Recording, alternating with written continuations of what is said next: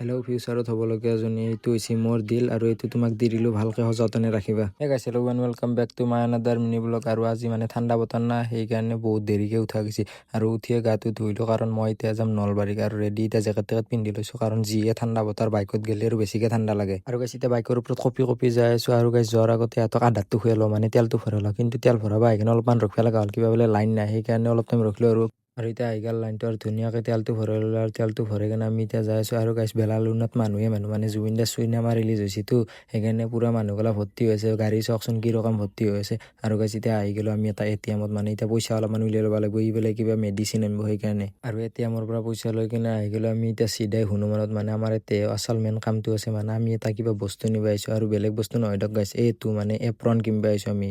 আমাক দেউতাকে সদায় কৈ থাকে প্ৰেক্টিকেল থাকিব দিনা যে তহঁতৰ এপ্ৰন ক'ত, সেইকাৰণে আজি কিনি ল'লোঁ। বৈদ্যকে পেমেণ্ট চেমেণ্ট কৰি কিনে এতিয়া যাই আছোঁ বৰুৱা ফাৰ্মাচীত, মানে বৰুৱা ফাৰ্মাচীত কিবা মেডিচিন ল'ব বোলে। আৰু গাইছ তাতে মেডিচিনটো লৈ কিনে আমি এতিয়া আহি গ'লোঁ 99ত, মানে ইয়াতে কিবা ভাল বস্তু আছে নেকি চাই যাওঁ। ভাল লগা বস্তু বুলি ক'লে বিশেষ একো নাই, খালি এইটো অলপমান ভাল লাগছে, মানে আমাৰ মানুহজনীৰ কাৰণে লৈ লওঁ নেকি এইটো। জাষ্ট কিডিং গাইছ, এনে অলপমান ধেমালি কৰিলোঁ। আৰু গাইছ এতিয়া ছানগ্লাছ চালোঁ, কিন্তু ভাল কালেকশ্যন নাহেচোন, মানে বাচ্ছাৰ কাৰণে ভাল ভাল কালেকশ্যন আছে।